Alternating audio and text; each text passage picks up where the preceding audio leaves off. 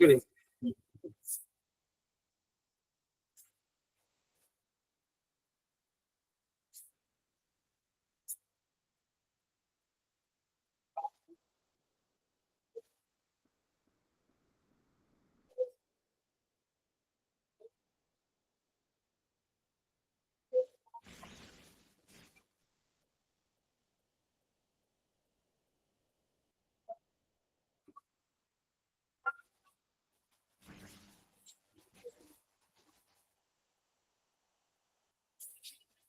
नमस्कार विद्यार्थी मित्रांनो, मी प्रसाद कुमार विठ्ठलराव फुलकर, पदवीधर शिक्षक, जिल्हा परिषद प्राथमिक शाळा देशपाडी, केंद्र आळसुंदे, तालुका कर्जत, जिल्हा अहिल्यानगर.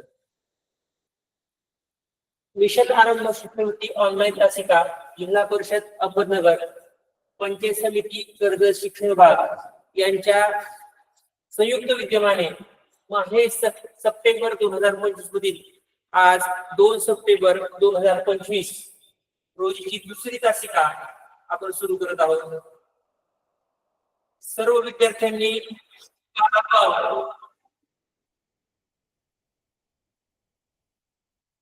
सरळ व्याज, व्यावहारिक गणित हा जो घटक आहे आपल्याला त्याला 16% भारांश आहे. त्याच्यावर आपल्याला 16 गुणांचे प्रश्न येतात.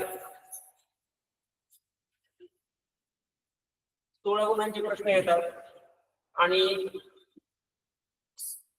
8 प्रश्न आपल्याला विचारले. तर आपण त्यातला काल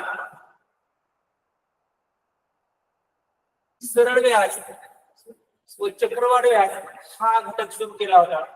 तोच घटक आपण पुढे पाहणार आहोत आज. तर काल आपण सरळ व्याजामध्ये मुद्दल, मुदत, दर, दरसाल, दर शेकडा, व्याज आकारणीचे 2 प्रकार आहेत. सरळ व्याज, सरळ व्याजाचं सूत्र, रास तयार होते अमाऊंट, मुद्दल आणि व्याज हे पाहिलं होतं. तसंच आपण काही सरळ व्याजावरची काही उदाहरणं पाहिली होती.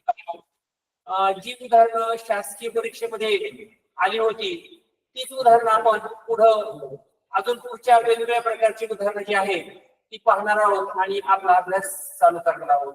तर सर्व विद्यार्थी जॉईन झाले आहेत. जे विद्यार्थी जॉईन झाले असतील त्या विद्यार्थ्यांनी लवकरात लवकर जॉईन व्हावं.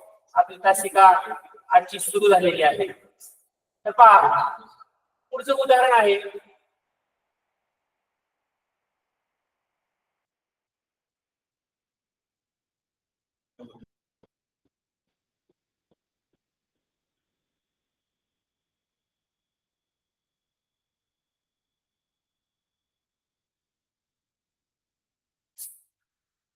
पुढचं उदाहरण आहे योगेशने एका बँकेत 32,000 रुपये सरळ व्याजाने 2 वर्षांसाठी ठेवले. मुदत संपल्यावर त्याला 38,400 रुपये परत मिळाले तर व्याजाचा दर किती होता? हा प्रश्न आपल्याला 2020 या प्रश्नपत्रिकेमध्ये आलेला आहे. तर त्याच्यामध्ये पर्याय आहे. पहिला पर्याय दरसाल दर शेकडा 12, दुसरा पर्याय दरसाल दर शेकडा 15, तिसरा पर्याय दरसाल दर शेकडा 18 आणि चौथा पर्याय दरसाल दर शेकडा 10. तर याच्यामध्ये आपल्याला काय माहिती दिली आहे? योगेशने एका बँकेत 32,000 रुपये म्हणजे पी म्हणजे मुद्दल बरोबर 32,000 रुपये. 32,000 रुपये त्याने काय केले? मुद्दल ठेवलं. किती वर्षासाठी ठेवलंय? कोणत्या व्याजाने ठेवलंय? सरळ व्याजाने. बघा सरळ व्याजाने. आणि नंतर 2 वर्षांसाठी म्हणजे एन नंबर ऑफ इयर्स 2 वर्षे मुदत आहे. किती मुदत आहे? 2 वर्षे मुदत आहे. मुदत संपल्यावर त्याला 38,400 रुपये परत मिळाले. 38,400 रुपये त्याला मिळाले. मग ही रक्कम काय आहे? रुपये मिळाले. तर 32,000 रुपये त्यांनी बँकेत ठेवली होती 2 वर्षासाठी. त्याला 2 वर्ष पूर्ण झाल्यानंतर 38,400 रुपये परत मिळाले. म्हणजे ही रक्कम आहे ए अमाऊंट रास. पी मुद्दल अधिक एसआय सिंपल इंटरेस्ट बरोबर ए. मग आपल्याला पी दिलेले ए पण माहित आहे. मग आपल्याला SI काढता येईल. मग 38,400 वजा 32,000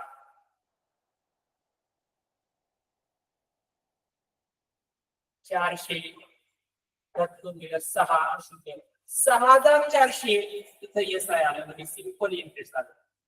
पण 6,400 मग आपल्याला काय विचारलंय रुपये आलं. व्याजाचा दर विचारलाय दर्शका आपल्याला.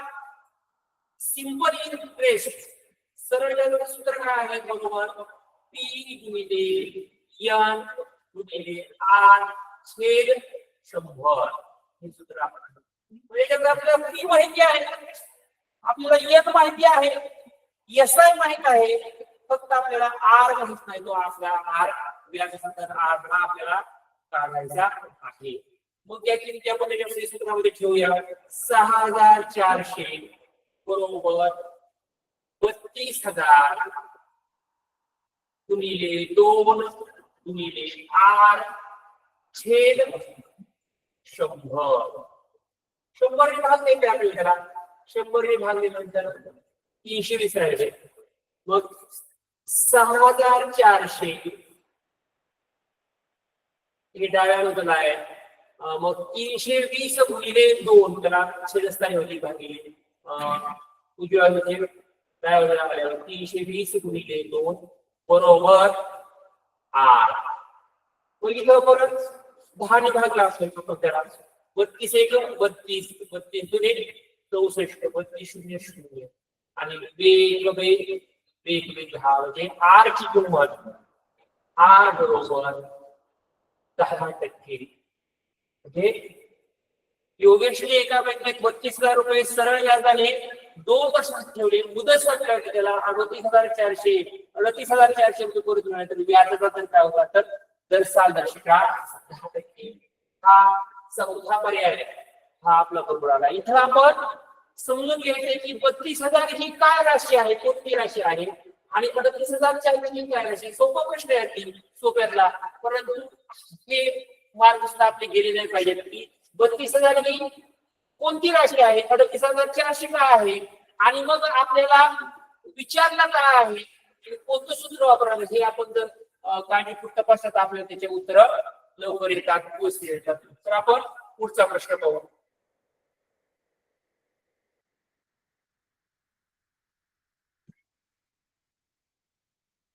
हा पुढचा प्रश्न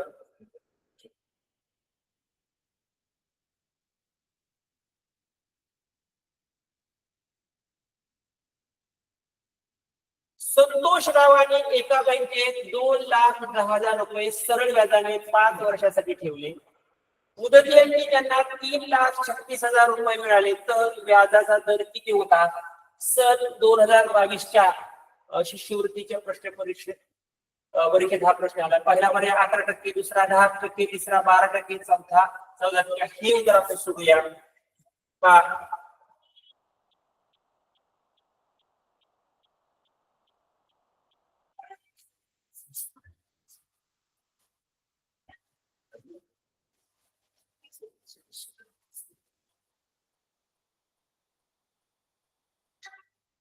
याच्यामध्ये आपल्याला काय दिलंय. संतोष रावाने एका बँकेत जीवन दिलेले बाकी काय जीवन काय दिले. जीवन 2,10,000 ही राशी जी आहे ती आपल्याला काय दिलंय ती दिलंय म्हणजे मुद्दल ठेव 2,10,000 रुपये सरळ व्याजाने. कोणत्या प्रकारची व्याजाने सरळ व्याज दिले आपल्याला 5 वर्षांसाठी. नंबर ऑफ इयर्स मुदत काय आहे 5 वर्षे. त्यांना मुदती अंती म्हणजे 5 वर्ष 2,10,000 रुपये ही रक्कम बँकेत पूर्ण त्यांच्या बँकेकडे ठेवली आणि 5 वर्ष पूर्ण झाली मुदत. नंतर 5 वर्षानंतर त्यांना 3,36,000 ही रक्कम मिळाली. ही काय अमाऊंट आहे 3,36,000 रुपये त्यांना मुदती अंती म्हणजे त्यांचे 2,10,000 रुपये भरले होते बँकेमध्ये. ते 5 वर्ष बँकेकडे ठेवले. त्यानंतर बँकेने ते 2,10,000 रुपये वापरले त्याचा मोबदला जे आहे जे आपण त्याला सरळ व्याज म्हणतो गणिताच्या भाषेमध्ये, तर ते सरळ व्याज मिळालं त्याच्यावर, त्याच्यामुळे ही रक्कम वाढली गेली. मग A minus P is equal to S I simple. हे साधं सूत्र की आपली मुद्दत अधिक व्याज बरोबर अमाऊंट, बघा अमाऊंट मधून प्रिन्सिपल वजा केलं तर किती आहे 3,36,000 वजा 2,10,000 रुपये. 0,0,0,6 तिलातून एक केला 2, 2 तिलातून 1,27,000 हे मिळालं. तर आपलं सिंपल इंटरेस्ट आलं. काय आलं? सिंपल इंटरेस्ट 1,26,000 रुपये सिंपल इंटरेस्ट आलं. मग आपल्याला व्याजाचा विचारला तर 7 दशकला व्याजाचा दर काढायचा. मग आपल्याला आता पी माहिती आहे, मुद्दल माहिती आहे, नंबर ऑफ इयर्स मुदत माहिती आहे आणि सिंपल इंटरेस्ट आहे. 3 गोष्टी माहिती आहे, 3 बाबी माहिती आहेत. तर चौथी बाब काढायची आपल्याला. मग एसआय बरोबर काय सूत्र आहे आपलं नेहमीचं की पी गुणिले एन गुणिले आर छेद 100. ही किंमत ह्या सूत्रामध्ये ठेवायची आपल्याला. किती आहे? 1,26,000 बरोबर पी ची किंमत किती आहे? 2,10,000 गुणिले 5 गुणिले आर छेद 100. ही शून्याची संख्या जास्त आहे त्याच्यामुळे व्यवस्थित उदाहरण समजायचंय. 100 ने भाग केला आपण त्याला 100. काय राहिलं? 1,26,000 छेद 2,100 गुणिले 5 बरोबर आर. आर च्या 1,26,000 डाव्या बाजूला आहे. मग 2,100 गुणिले 5 गुणिले आहे उजव्या बाजूला आहे. आर पद्धतीचं पक्षांतर केला आपण डाव्या बाजूला विरुद्ध केली. तिला 100 ने भाग केला. आता 21 × 21 21 सखत 126 21 0 0 आणि 5 1 5 5 1 5 5 गुणे 10 12 60 म्हणजे आर इज इक्वल टू 12% म्हणजे 12% याचा व्याज दर असणार आहे. तेव्हा 2,10,000 रुपये मुद्दलाचे 3,36,000 सरळ व्याजाने 5 वर्ष रक्कम झाली. तर व्याजाचा दर किती होता? 12% होता. असं हे उत्तर आलं. अगदी सोपा प्रश्न आहे. आपल्याला 2 गुण मिळवून देणार आहे. पुढचा प्रश्न आपण पाहूया.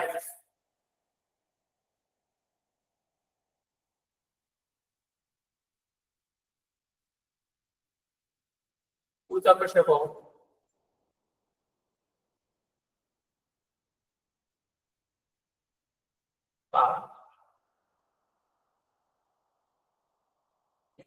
सरळ व्याज पद्धतीने दरसाल दर्शेला 5 दराने 9,700 रुपयांची गुंतवणूक केल्यास बँकेकडून 4 वर्षानंतर जितकी रक्कम मिळते तितकीच रक्कम 2,1/2 वर्षात परत मिळण्यासाठी व्याजाचा व्याज दर कितीने वाढवायला हवा? सन 2024 त्या प्रश्नपत्रिकेत हा प्रश्न आलेला आहे. पहिला पर्याय 8%, दुसरा 5%, तिसरा 3%, चौथा 2.5%.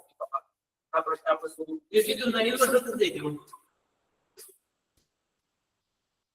तिथूनच येऊन जातात ना. हां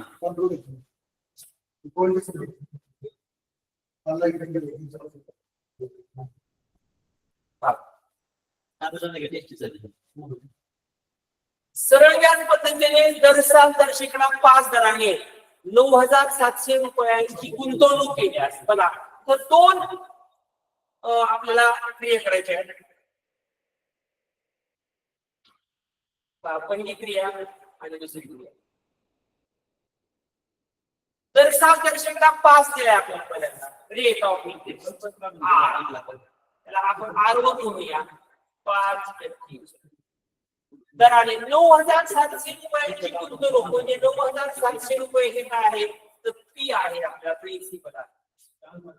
9,700 रुपये ती आहे गुंतवणूक केल्यास 4 वर्षानंतर बघा गुंतवणूक अक्षरात 4 वर्ष गेले म्हणून मुदत N1 म्हणून आपण नाव देऊ 4 वर्षे मुदत किती आहे 4 वर्षे वर्षाला जितकी रक्कम मिळते म्हणजे 9,700 रुपये 5% व्याज दराने 4 वर्षे गुंतवले तर त्याच्यावर जेवढं सिंपल इंटरेस्ट मिळतं तेवढंच रक्कम तितकीच रक्कम 2.1/2 वर्षात म्हणजे N2 बरोबर 2.1/2 म्हणजे 2.5 वर्षे म्हणजे 5/2 वर्षे 5.2 वर्षे तितकी तर 2.1/2 वर्षात परत मिळण्यासाठी व्याज दर कितीने वाढवायला हवा ती तितकंच आहे बघा किती एवढंच आहे 9,700 रुपये 9,700 रुपये आणि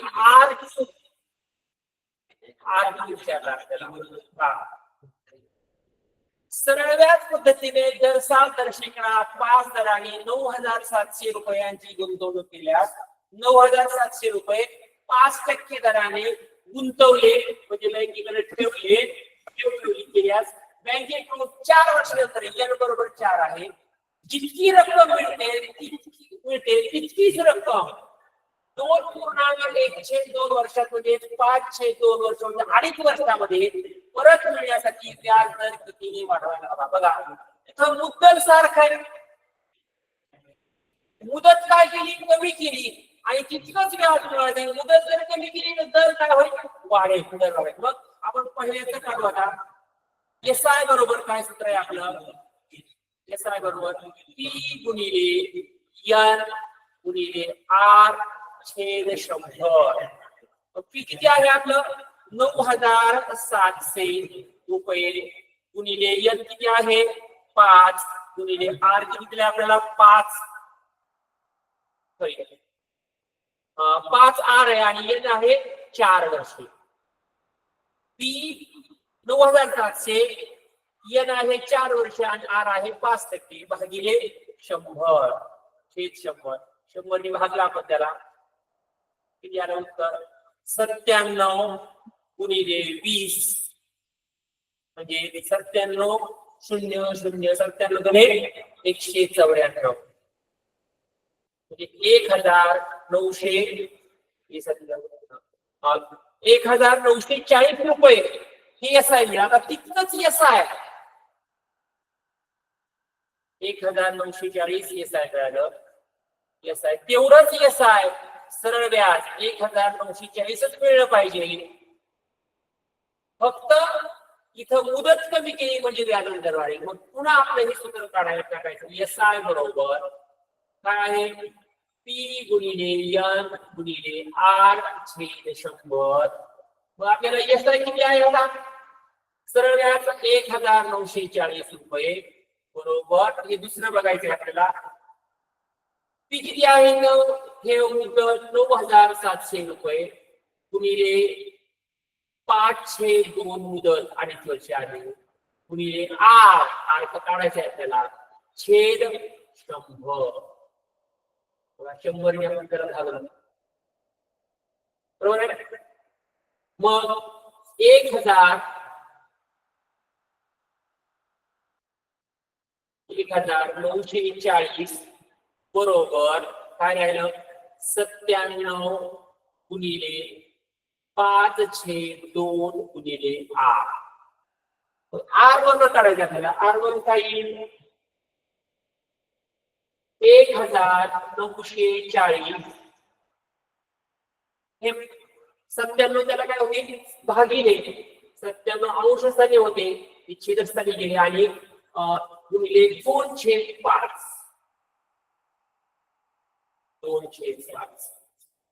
बघा मग काय होईल 97 1 97 97 गुणे 194 97 5 1 5 5 24 R बरोबर काय होतं 4 गुणे 8 म्हणजे R2 आपला 8% आलाय पण आपण घाई करायची नाहीये. आपल्याला पहिला पर्याय दिलाय पण ते पर्याय उत्तर नाहीये बघा. काय म्हटलंय? सरळ व्याज पद्धतीने दर 7 5 दराने 9,700 रुपयांची गुंतवणूक केल्यास बँकेकडून 4 वर्षानंतर जितकी रक्कम किती रक्कम मिळणार आहे? 1,940. म्हणजे तितकीच रक्कम 2,102 वर्षात तितकीच रक्कम 2.5 वर्षामध्ये परत मिळण्यासाठी व्याज दर कितीने वाढवायला हवा? म्हणजे व्याज दर पहिला किती होता? 5 होता, 8 झालाय. म्हणजे R2 मायनस R1 म्हणजे हा जो आहे फरक म्हणजे वाढवण्याचा आहे 8 वजा 5 बरोबर 3%. म्हणजे 3% तो जर वाढवला तर आपल्याला तितके मिळत. म्हणजे आपण त्या घरीमध्ये आपलं उत्तर सर्व बरोबर आलंय पण आपण गडबडी जर 8 मुद्दाम पहिला फसवण्यासाठी आपल्याला चकवण्यासाठी त्यांनी दिलेले पहिला पाढा दिलाय तो जर आपण लिहिला तर आपले 2 गुण जाणार आहेत आणि मग आपल्याला जी सर्व क्रिया येते आहे म्हणून पूर्ण वाचलं पाहिजे. आपल्या शेवटचा काय विचारलंय परत व्याज दर कितीने वाढवायला हवा? विद्यार्थी वाचत नाही गडबडीमध्ये त्यांना वेळ कमी असतो, कमी वेळामध्ये जास्त प्रश्न सोडवायचे आणि मग पहिल्याच पर्याय 8 दिलाय मग आपलं उत्तर चुकतं आणि मग आपण नाराज होतो. पुढचा मुद्दा बघायचा आपल्याला. पुढचं उदाहरण बघूया.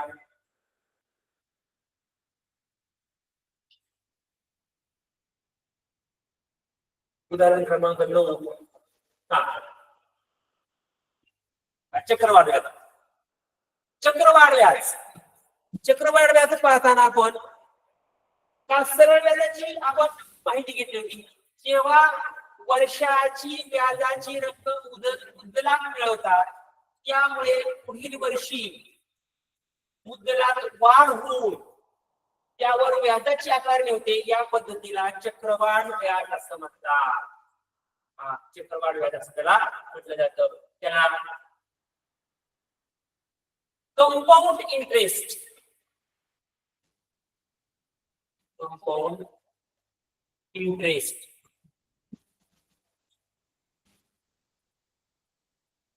CI.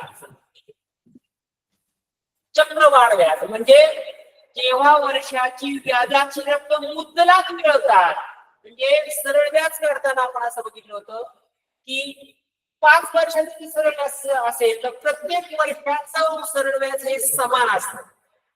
परंतु इथे तसं नाहीये. प्रत्येक वर्षाचं जे व्याज आहे ते व्याज मुद्दलात मिसळलं जातं म्हणून प्रत्येक वर्षी मुद्दल बदलतं आणि मुद्दल बदललं की मुद्दल वाढत जातं आणि मग पुढील वर्षाच्या मुद्दलात वाढ होऊन त्यावर व्याजाची आकारणी केली जाते. या पद्धतीला चक्रवाढ व्याज असं म्हटलं जातं. आपण त्याचं एक उदाहरण बघूया कसं केलं जातं.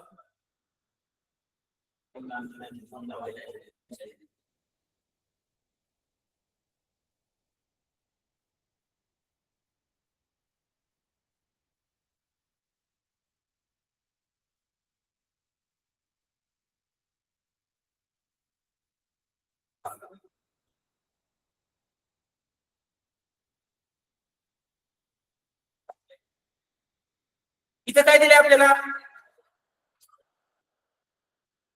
मुद्दल दिले, पी दिले 1,000 रुपये आपल्याला मुद्दल दिले. आर रेट ऑफ इंटरेस्ट आहे 10 आणि त्याला एका वर्षाला इंटरेस्ट आहे 100 रुपये. 1,000 रुपये जर मुद्दल असेल त्याला दर 7,10 रुपये व्याज आहे तर व्याजाचा दर आहे 10 रुपये तर त्याला 100 रुपये व्याज पडत. मग दुसऱ्या वर्षी हे पहिल्या वर्षी झालं दुसऱ्या वर्षी त्याचं मुद्दल होईल हे 1,000 अधिक हे व्याज इंटरेस्ट 1,100 रुपये होईल आणि त्याच्यावर 10% परत व्याज बसतं. मग आपल्याला किती मिळेल? 1,000 चे 100 रुपये व्याज आहे वरचे 10 म्हणजे 110 रुपये त्यावेळेस व्याज. म्हणजे अशा पद्धतीने चक्रवाढ व्याजाची आकारणी केली जाते. आता पुन्हा तिसरं वर्ष जर आपण पाहिलं तर हे 110 आणि 1,000 परत म्हणजे सॉरी हे 1100 1210 रुपये, मग याच्यावर परत 10% व्याज. म्हणजे अशा पद्धतीने मग त्याचं किती होईल आपला 1210 वर 121 रुपये व्याज. म्हणजे सरळ व्याज प्रत्येक वर्षी 100 राहिलं असतं, परंतु चक्रवाढ व्याजाने काय केलं की जे व्याज आहे ते मुद्दलामध्ये मिसळलं जातं. म्हणजे प्रत्येक वर्षीचं मुद्दल हे वाढत जातं आणि त्यामुळं इंटरेस्ट जे आहे ते वाढत जातं. याला चक्रवाढ व्याज असं म्हटलं जातं. आपण मग अजून त्याची संकल्पना पाहूया.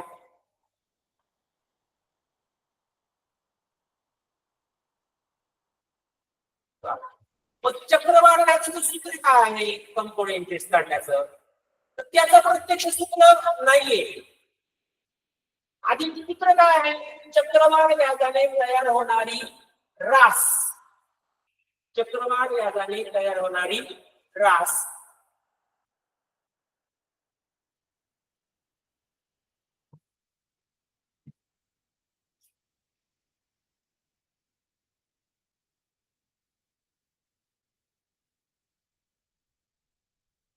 चक्रवाढ व्याजाने तयार होणार ए बरोबर पी कंसामध्ये 1 अधिक R छेद 100 त्याचा n. ठीक आहे, रास अमाऊंट त्याचं सूत्र. आणि मग सिंपल इंटरेस्ट सूत्र काय आहे चक्रवाढ व्याजाचं, चक्रवाढ व्याज त्याचं सूत्र काय आहे, तर CI बरोबर काय A minus P, A minus हा A आहे सगळा. मग A काय आहे, कंपाऊंड इंटरेस्ट CI बरोबर काय P कंसामध्ये 1 अधिक R छेद 100 कंसाचा n घात वजा P. चक्रवाढ सूत्र काय की P कंसामध्ये 1 अधिक R छेद 100 कंसाचा n घात वजा P. म्हणजे हे जे आहे ती रास आहे, रास अमाऊंट, रास वजा मुद्दल, रास वजा मुद्दल, अमाऊंट मायनस P. म्हणजेच आपल्याला काय मिळते, म्हणजे मुख्य सूत्र काय आहे, राशीचं सूत्र आहे, त्याच्यावरून हे सूत्र तयार झालंय. याचा वापर कुठे कुठे होतो आपण पाहिलं होतं काल सरळ व्याजामध्ये की एखादी रक्कम आपण ठेवतो, एखादी रक्कम ठेवतो आपण आणि त्याच्यावर बँक किंवा पतपेढी जे व्याज देते आपल्याला, ते व्याज आपण काय करतो मोबदला मिळतो. परंतु चक्रवाढ व्याजाचे अजून उपयोग आहे बघा. लोकसंख्येत होणारी वाढ, लोकसंख्येत होणारी वाढ किंवा लोकसंख्येत होणारी घट, प्रत्येक वर्षी एखाद्या शहरातील भागाची लोकसंख्या वाढली, मुलांची संख्या, मुलींची संख्या, पुरुष संख्या, वृद्धांची संख्या, स्त्रियांची संख्या वाढ किंवा घट होणे हे या सूत्रात. तसंच यंत्रे वाहन वापरल्यामुळे त्यांची होणारी झीज किंवा त्यांचा एखादं वाहन आपण यंत्र खरेदी केलं आणि 2 वर्षांनी 3 वर्षांनी आपण तेव्हा त्याची विक्री करू, त्यावेळेस त्याची निश्चितच किंमत काय कमी होणार आहे, घट होणार आहे, घसारा होणार आहे, झीज होणार आहे, त्याची किंमत आपल्याला कमी होते. त्यामुळे त्याची किंमत ती काढण्यासाठी चक्रवाढ व्याजाच्या सूत्राचा उपयोग करता येतो. म्हणजे लोकसंख्येत होणारी वाढ, आजची लोकसंख्या मागच्या 2 वर्षाची लोकसंख्या काढू शकतो आपण, किंवा आजच्या मागच्या 2 वर्षांच्या लोकसंख्येवर पुढची किती टक्के वाढ झाली किंवा घट झाली याच्यावरून आपण काढू शकतो. यंत्रे किंवा वाहने वापरल्यामुळे त्याची झीज होते.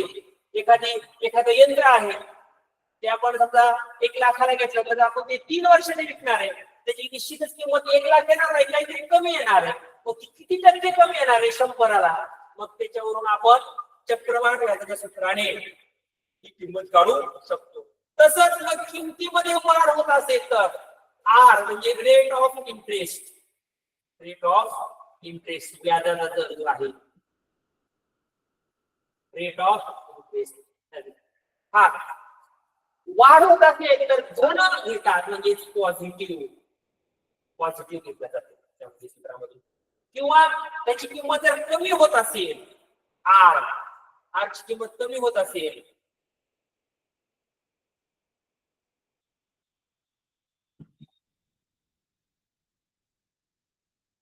आज किंमत जर कमी होत असेल तर ऋण त्याची निगेटिव्ह अशी किंमत घेतली जाते, निगेटिव्ह किंमत त्याची घेतली जाते.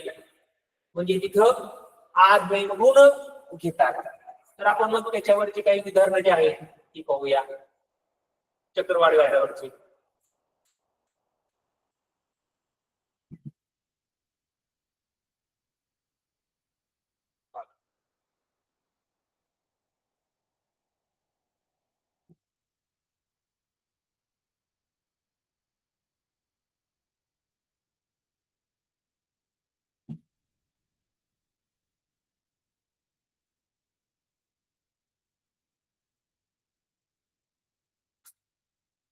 शोभाताईंनी एक स्कूटर 55,000 रुपयांना विकत घेतली.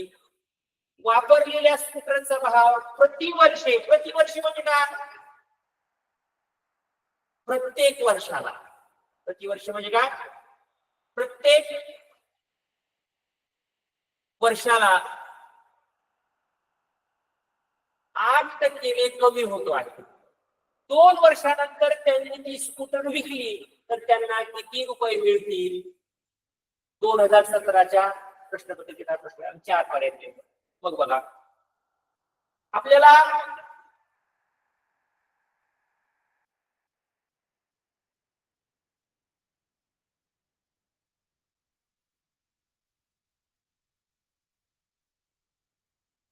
चक्रवाढी व्याजाच्या सूत्राचा वापर करायचा. मग काय दिलंय, शोभाताईंनी एक स्कूटर 55,000 रुपयांना विकत घेतली. म्हणजे 55,000 रुपये काय आहे, त्यांनी सुरुवातीची किंमत म्हणजे ते मुद्दल आहे 55,000 रुपये, 55,000 रुपये सुरुवातीची. वापरलेल्या स्कूटरचा भाव प्रतिवर्षी 8 कमी होतो. Rate of interest R is equal to -8. कमी होणार आहे किंमत 55,000 पेक्षा कमी येणार आहे. आणि एन किती दिलंय, 800 दिलंय मुद्दाम. तर 2 वर्षे, 2 वर्षानंतर बरोबर 2 वर्षे. तर आपल्याला काय करायचंय, तर त्यांना किती रुपये होतील म्हणजे नंतरची किंमत ए रास करायची. म्हणजे सुरुवातीला 55,000 रुपये त्यांनी विकत घेतली, वजा 8 दर आहे कारण की किंमतीची झीज झाली, घसारा आहे, घट होणार आहे किमतीमध्ये. आणि नंतर मग ए बरोबर सूत्र काय आपलं,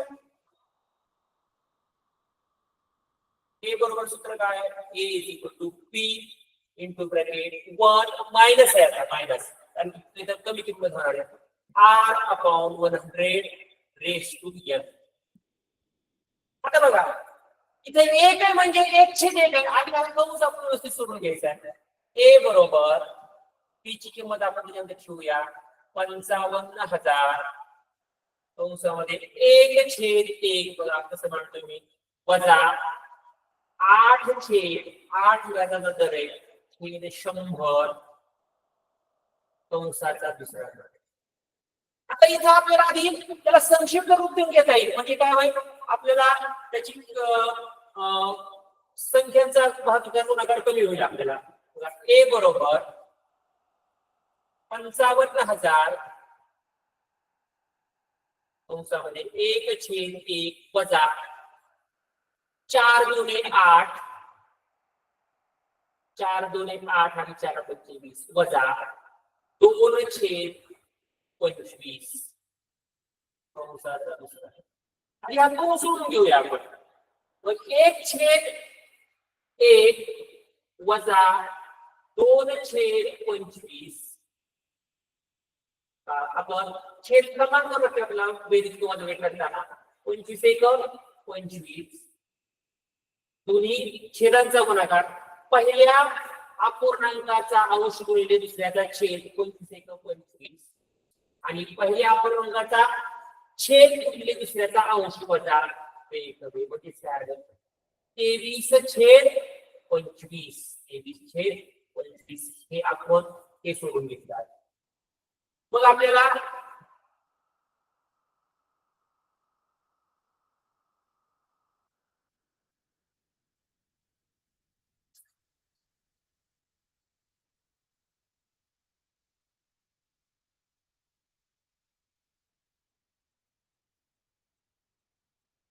(23/25) आलं होतं आपलं 23/25. ए बरोबर काय होतं आपलं 55,000 कंसामध्ये 2/25 आलं होतं आपलं कंसाचा दुसरा तो बघा ए बरोबर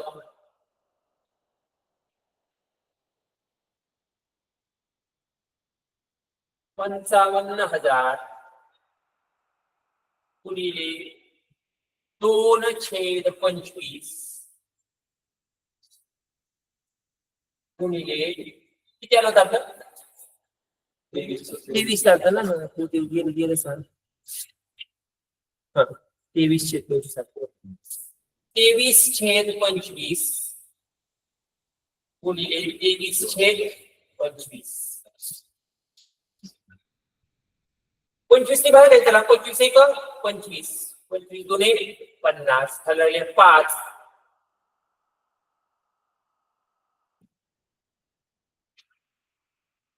हलवले 25 2 50 हलवले 25 2 50 25 0 0 आणि 25 0 आता काय झालं इथं ए बरोबर 2200 गुणिले 23/1 गुणिले 23/25 परत 25 25 25 8 200 केलेले 20 परत 25 8 200 असं आलं. मग आता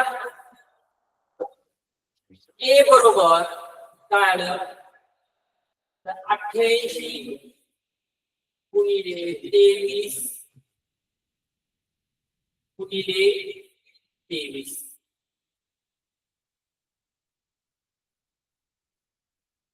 किती गुणाकार 88 गुणिले 23 ए बरोबर 23 8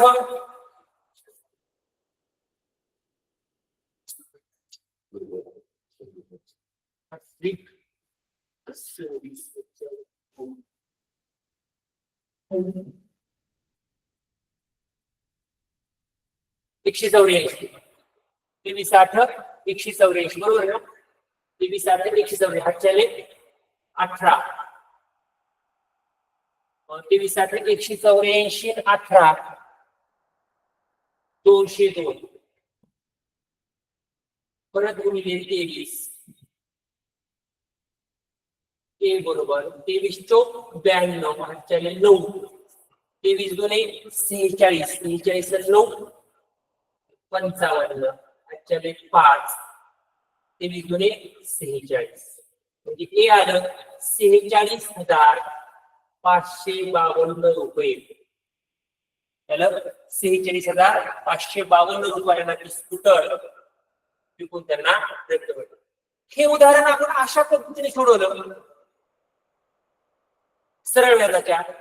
दुसरी सुद्धा अजून एक पद्धत आहे आपल्याला सॉरी चक्रवाढ व्याजाची आपण दुसऱ्या पद्धतीने सोडू शकतो त्याला.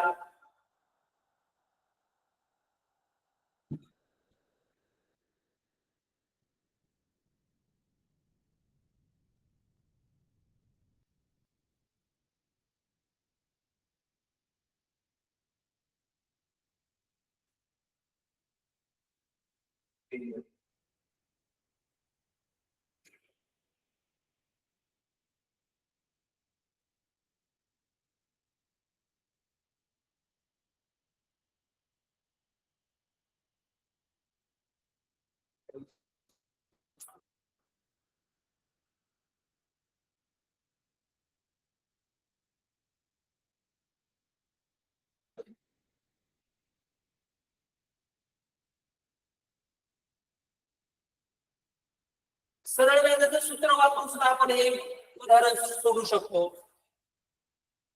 काय होतं की काही विद्यार्थ्यांना ही क्रिया करायला अवघड जातं, तर आपण कशी करू शकतो बघा. पी काय आहे आपल्याला, पी बरोबर 55,000 रुपये आहे. पी बरोबर 55,000 रुपये आहे. तर आर किती आहे,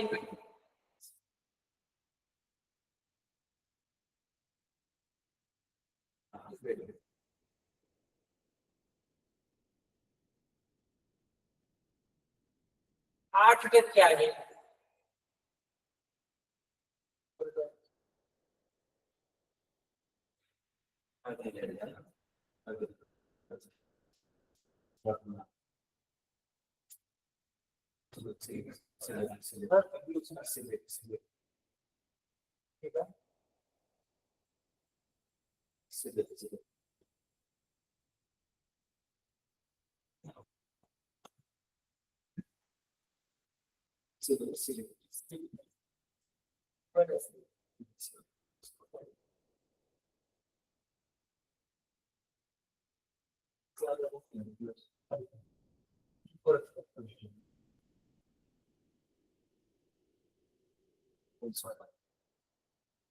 आता 8 रेट आहे 8%.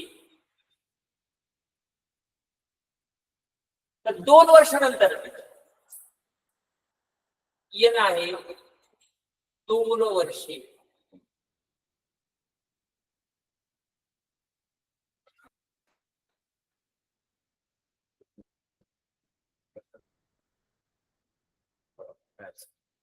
तर आपण सरळ व्याजाच्या पद्धतीने कसं काढतो, एस आय बरोबर पी गुणिले एन गुणिले आर छेद 100. एका वर्षाचं काढू शकतो. पी किती आहे, 55,000 रुपये. एन घ्यायचं 1 गुणिले आर 8 छेद 100. 100 काय राहिलं, 550 गुणिले 8 8 0 0 8 पंचे 40 4 8 पंचे 40 4 24 4,400 रुपये. हे पहिल्या वर्षात येत आहे. हे काय करायचं, त्या 55,000 वजा करायचं.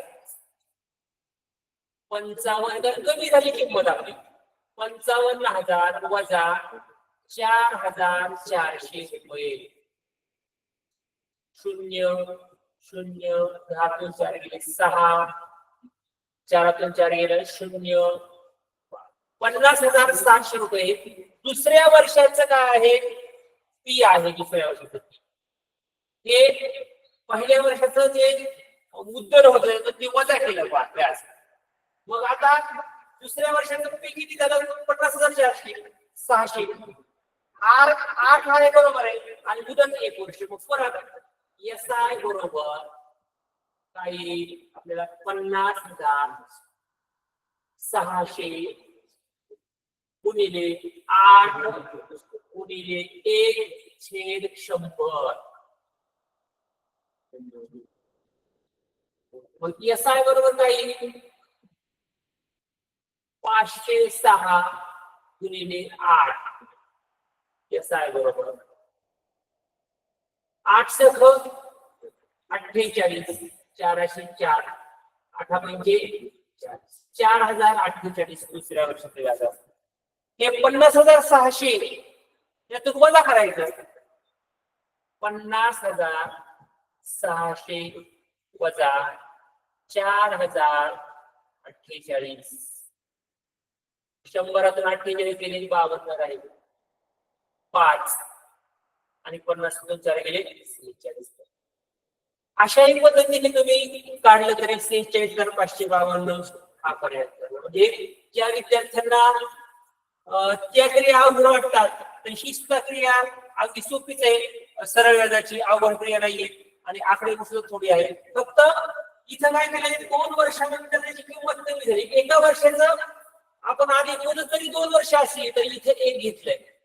एका वर्षाचा इंटरेस्ट काढून घेतले 4,400 ते मूळ मुद्दलातून वजा केलं म्हणजे दुसऱ्या वर्षाचं मुद्दल कमी झालं, कारण त्याची घट झाली, घसारा झाला, झीज झाली. आणि मग पुन्हा मुदत सुद्धा आपण 1 वर्ष घेतली, व्याजाचा दर मात्र तोच कायम आहे. व्याजाचा 8 होता, तो सुद्धा 8 आहे. आणि मग दुसऱ्या वर्षाचं व्याज किती झालं? 4048. ते परत ह्या 50,600 मुद्दलातून वजा केलं तर आपल्याला 46,552 रुपयांना ती स्कूटर विकली जाईल आणि त्यांना ती रक्कम मिळेल. पुढचं उदाहरण बघूया.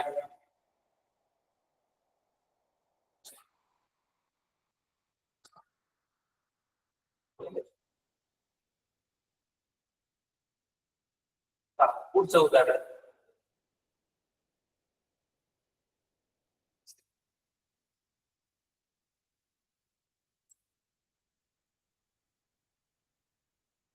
एका शहराची लोकसंख्या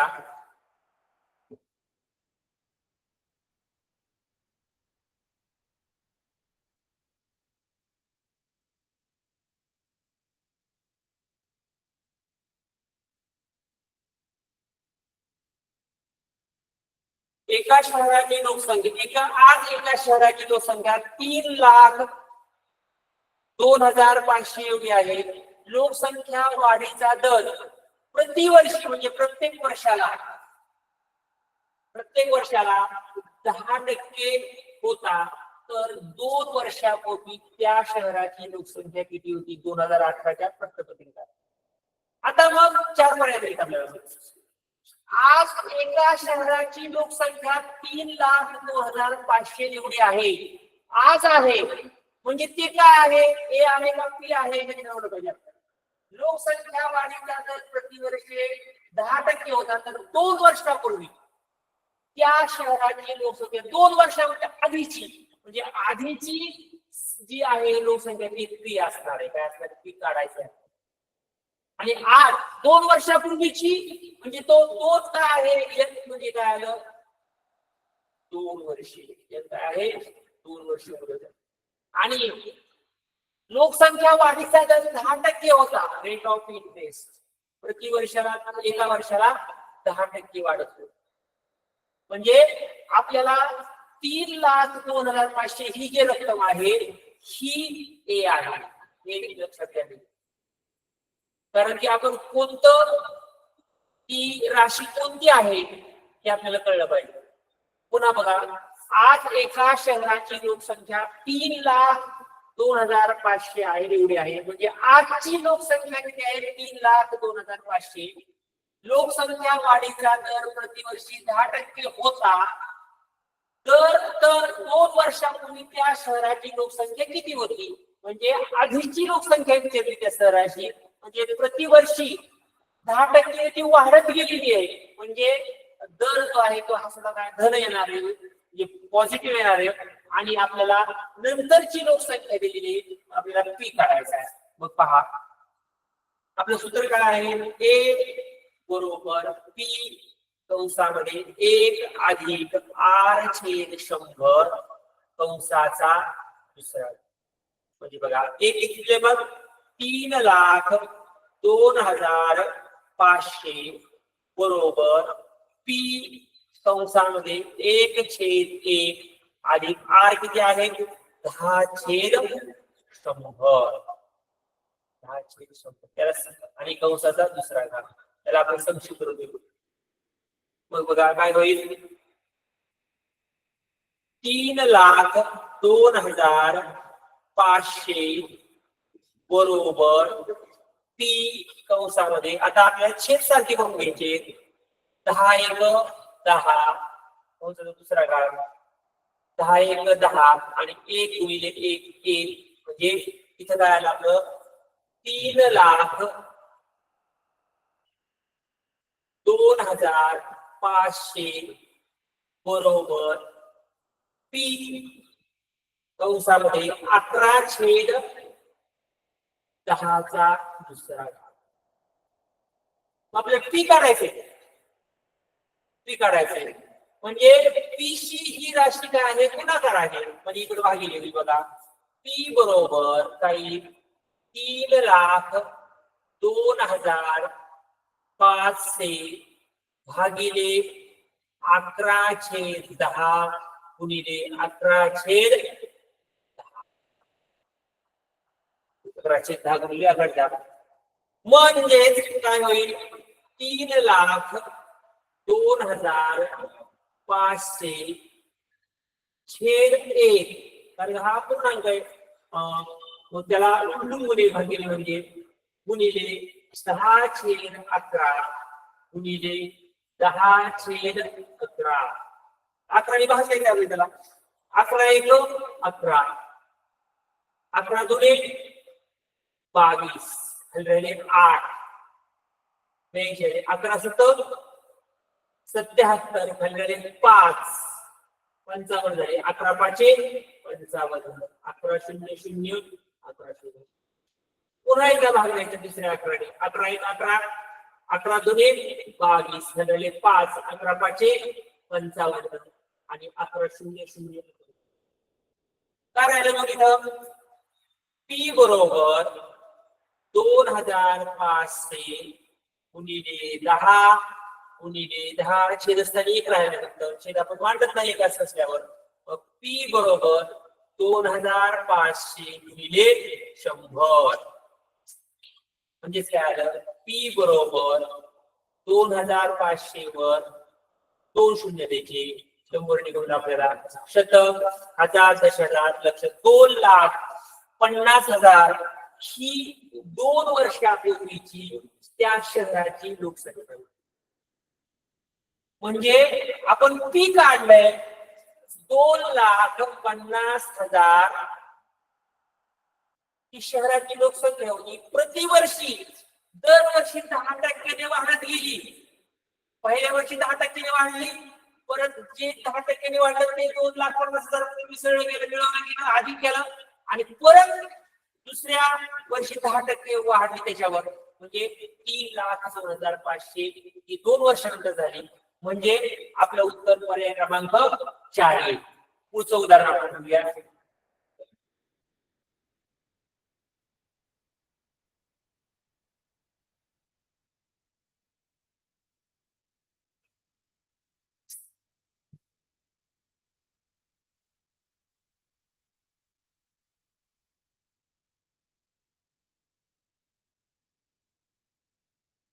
पुढचं उदाहरण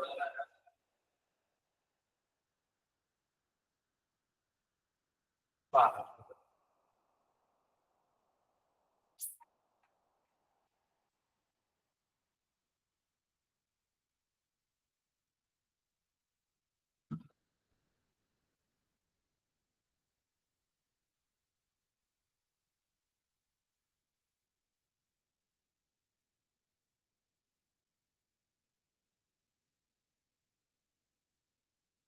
दर साल दर शेकडा 8 जणांनी 48,000 रुपये मुद्दलाचे 1.1/2 वर्षाची चक्रवाढ व्याज फी सन 2019च्या परीक्षेचा प्रश्न आलाय. आपल्याला काय दिलंय रेट ऑफ इंटरेस्ट आर बरोबर 8% दिलाय. 48,000 रुपये काय आहे मुद्दल आहे.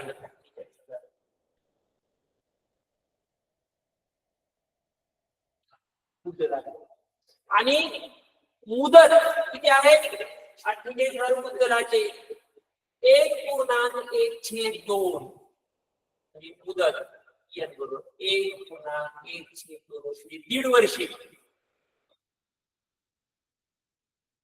तर आपल्याला चक्रवाढ व्याज करायचं. मग ए बरोबर काय आपलं सूत्र आहे ए बरोबर पी कंसामध्ये 1+R/100 कंसाचा यथार्थ. आता बघा इथं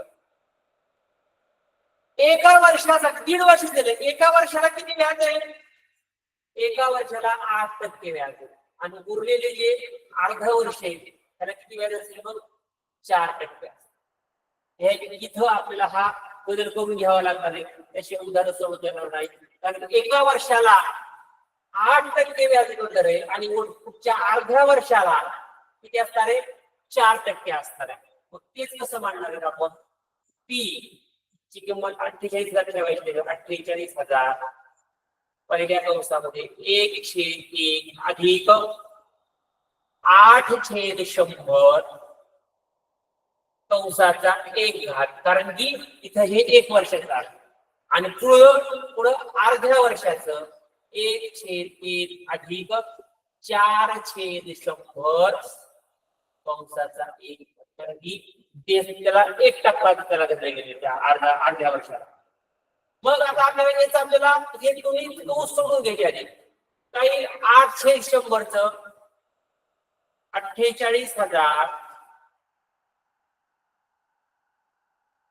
1/1 अधिक 4×2 = 8, 4×2 = 2/25.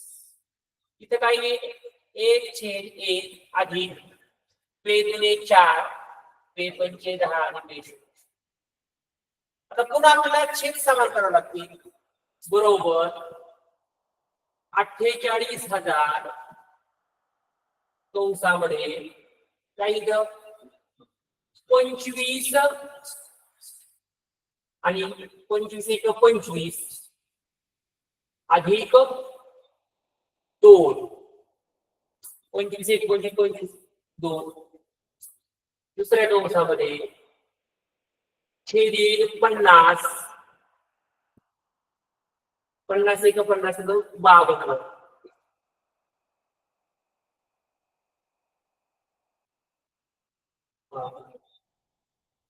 म्हणजे काय झालं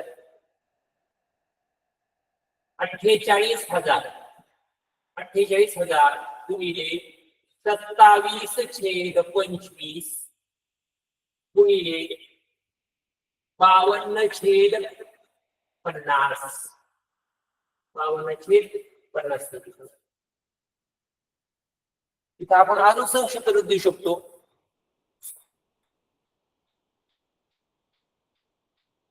चला संक्षिप्त रूप देऊ आपण. 2×4 आणि 2×12 2×4 = 10 26/25. पुन्हा मांडू आपण 48,000 गुणिले 27/25 गुणिले 26/25. 25 त्याला भाग द्यायचा आपल्याला. 25×1 = 25 25×1 = 25. खाली किती राहिले 35 45 13 सॉरी 23 राहिले. वरून 0 घेतला. 25 225 झाले 5 25×2 = 50 आणि 25 पुन्हा याला भाग द्यायचा. 25×1 = 25 25 असत 175. खाली किती राहिले 85 17 राहिले ना. 175 85 17 170 झाले 170 झाले. 25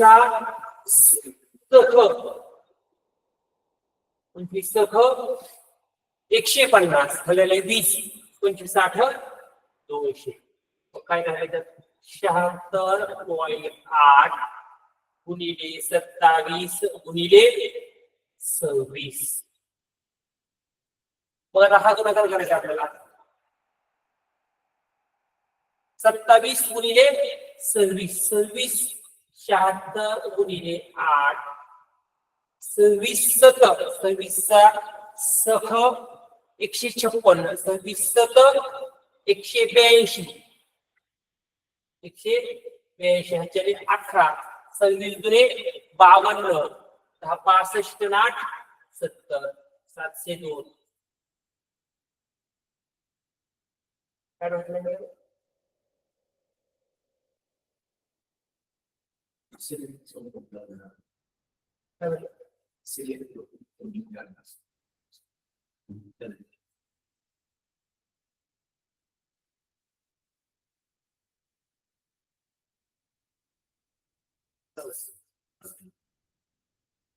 शहात्तर 702 702 हा गुणाकार करायचा आपल्याला. 2×8 = 16 चला 1 20×12 ने 13 चला 1 20×14 ने 15 आपण 2 शून्य घेऊ. 7 8 56 45 5 742 5 47 47 4 7 7 49 4 53 6 3 5 6 11 झाला 1 8 1 9 आणि कसं सुरू किती आपला 1 53,913.6 म्हणजे 53,914. कारण की अर्ध्याच्या पुढे गेल्यानंतर आपल्याला तो पूर्ण रुपये होतो आणि मग वजन किती करायचं आपल्याला 1 वजा करायचं 48 येतो 48,000 ती मुद्दल वजा करायचं 4 1 9 13 2 8 गेले 5 म्हणजे 5,914 हे 1.5 वर्षाचं व्याज आहे. पर्याय क्रमांक 4 हे सुद्धा आपण एका वर्षाचं सरळ व्याज काढू शकतो आणि परत त्या सरळ व्याजामध्ये 48,000 ही मुद्दल मिसळून परत अर्धा वर्षाचं व्याज आपण काढू शकतो. अशा रीतीने आपण उदाहरण शिकवले. तर आज आपण इथं थांबूया. उद्याच्या भागामध्ये काल आपण सरळ व्याजाचा अभ्यास केला, आज चक्रवाढ व्याजाचा केला आणि उद्या पुन्हा काही जे कठीण प्रश्न आहेत चक्रवाढ व्याजावरची ते आपण पाहूया. तर आपण आजची दुसरी तासिका थांबूया. धन्यवाद.